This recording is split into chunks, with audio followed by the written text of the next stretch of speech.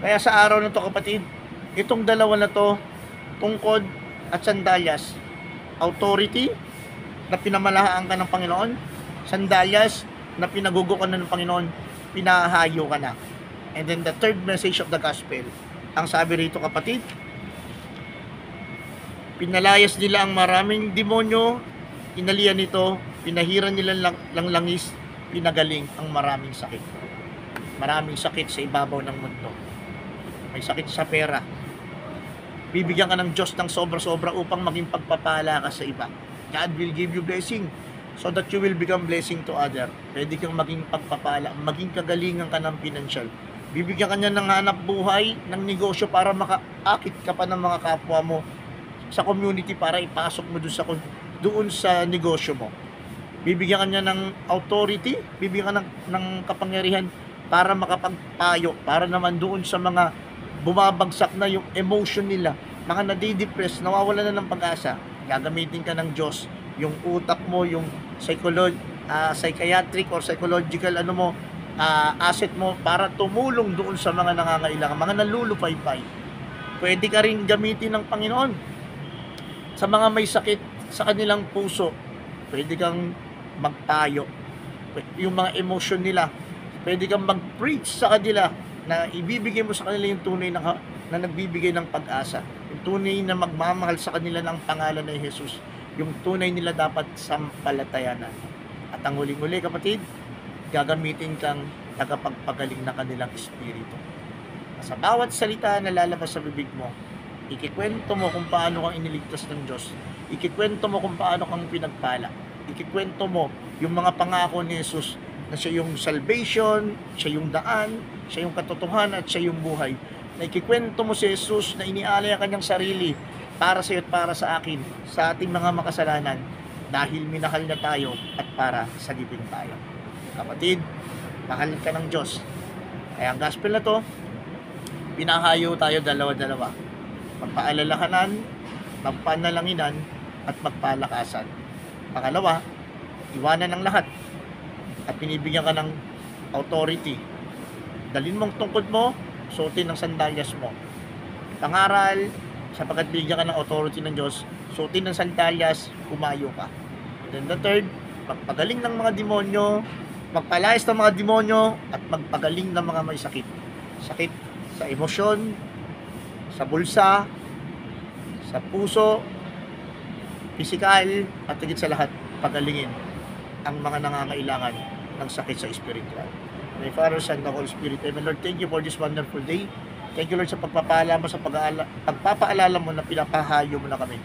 Simula sa oras na to, Lord, magpapagamit kami sa iyo. Gamitin mo kaming instrumento at daluyan ng iyong pagpapala. Sinusuko na po namin ang lahat ng ito na may pagpupulot pa salamat sa matamis na pangalan ni Jesus ay Panginoon. Amen. May Father, Son, and Holy Spirit. Amen.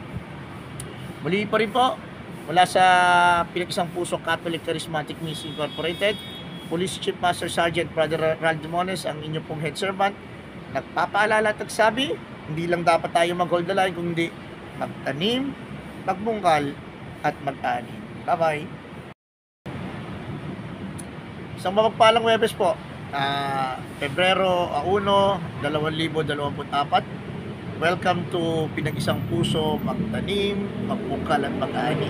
At sa araw po na to, pagbubulayan po natin yung Gospel mula po kay San Marcos, Kabanata 6, talata 7 hanggang 13. Ito po yung pagsugo ni Jesus sa 12.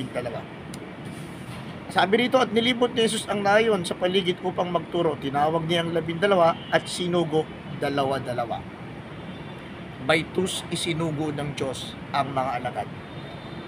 Sabi po sa Gawa 1:8, may isang mananampalataya lamang sa isang tahanan ay maliligtas niya ang sambayaran. Yung mag-isa is good, pero this time mas pinili ng Panginoon na dalawa-dalawa. Bakit po kaya? Nung nag-training po kami, at until now, that is the general rule. Always move by body. Palaging dalawa-dalawa. Pag may pupuntahan ka, kailangan may kabady ka. Pag may aalis ka, kailangan may kabady ka. Basta everything na magmumove ka, always move by body.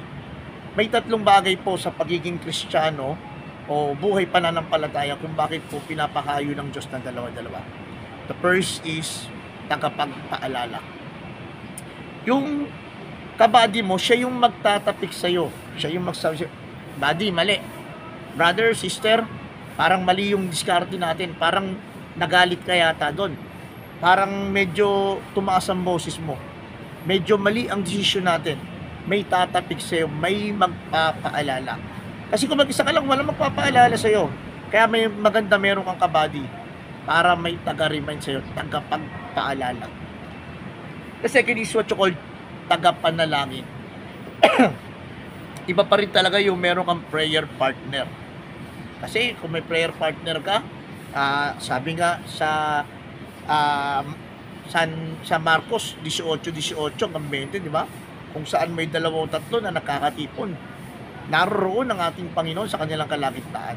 Kaya kung 2 kayong nananalangin, nakatitiyak tayo nasa kalagitnaan yung ating Panginoon.